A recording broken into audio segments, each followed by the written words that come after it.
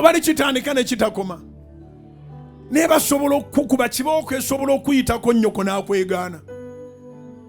Kibooko esobola okuyitako kitawo n'akwegaana. Kibooko esobola okuyitako muganda wo n'agamba nti ffe olaba tufaanana naye tituli ba Luganda ddala ddala ng'atayagala kufa naawe. Yes.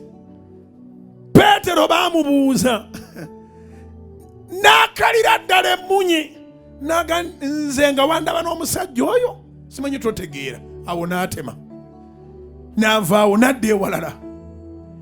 N'adda ewalala ne bwaba wakawala nekaga nti ono babadde n'oni kalalu simanyi kana akawala simanyi kalalu.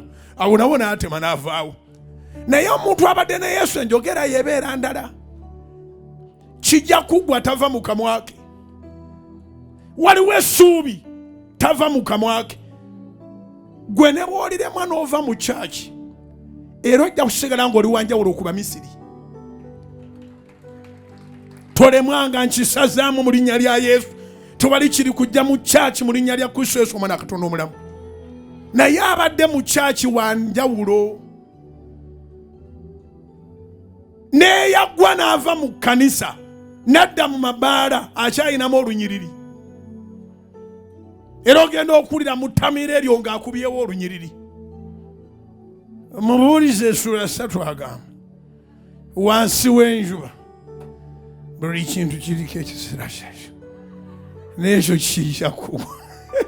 Nombuuze ne gwe wafuuse musumba nakati siri musumba.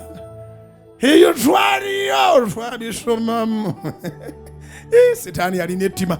Abantu baffe bakomewo.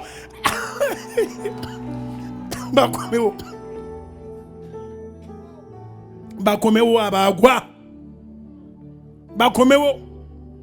Tolabanga kizibu nga kugenda kubuulira njiri n'ogwa kuyagwa. Omugamba lokoka. Yesu akwetaaga.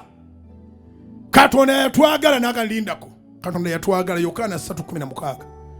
Bw'ati bwe yagala ensi n'okuwayo n'awaayo omwana we amukkiriza aleme okubula olunyiriri ng'alujja wano. Omuntu akkiriza na mutima gwe n'agalindako. Baluumi 10:10. Omuntu akkiriza ennyiriri ng'azirina. Sitaani atwala omuntu ng'ennyiriri azirina. Era bassebo ne banyabo okwata ennyiriri tekikunyweza mu Katonda. Okwagala Katonda n'omutima gwo kye kikunyweza mu Katonda.